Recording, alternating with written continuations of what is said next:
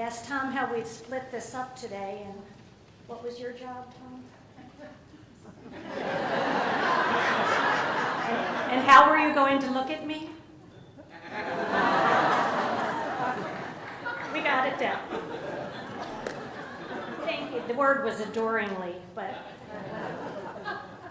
thank you, Father Tony. I love this guy. I just love him. And a huge thanks to CIMA for throwing such a great party. This is fantastic. Today, Tom and I feel truly, truly blessed with the presence of our sons Steve and Jeremy, who flew in from Brooklyn. Honorary. Tom's partners, Jay and Susan. Our friends, the Harrisons, who came all the way from Palo Alto, and our friends, the Malones, who came all the way from Topanga. And our beloved St. Francis de Sales family. You are so special to us, and your friendship has never meant more and been more treasured than these last 20 months. Now on to this. You can use 2 hands. Okay.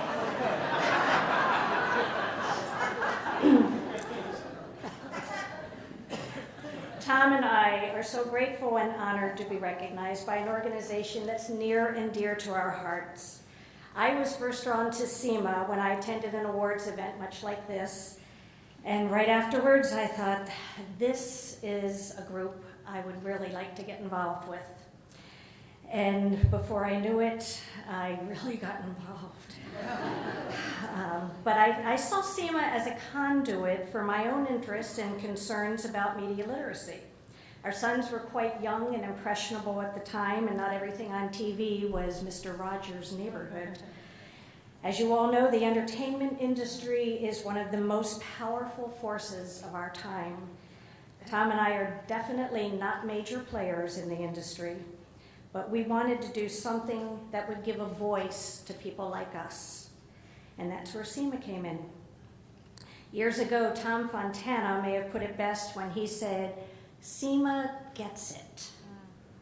Year after year, CIMA has sought to recognize projects that illuminate positivity and lots of heart.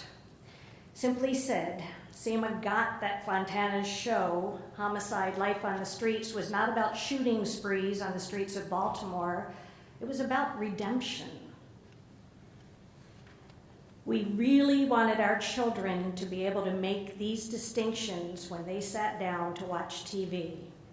And by awarding the projects that it does, CIMA sends a message of encouragement to the major players and empowerment to those impacted by their decisions. CIMA's message is much more than an annual beach party. All of us here today have the power to spread their message throughout the year. How, Jane?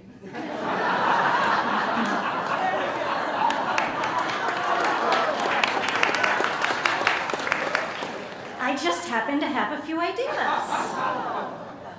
You could ask your church to include CIMA recommended movies and TV shows in their bulletin.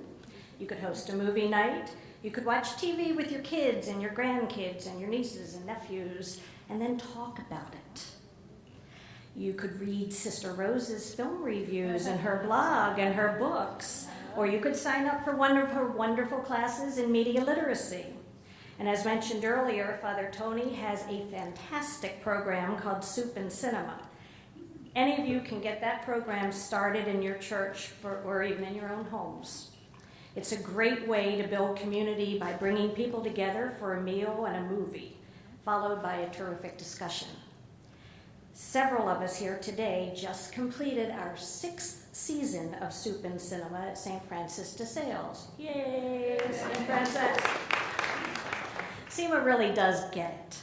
And as long as they continue to applaud those producers, writers, directors, and performers who lift us up to a higher level of intelligent, thought-provoking entertainment and dignity, perhaps our industry will make more of an effort to use its enormous power of influence to perpetuate more respect, laughter, and kindness for future generations. That's what we want for our children and our future grandchildren, no pressure. And that's what we want for ourselves. Thank you all for coming.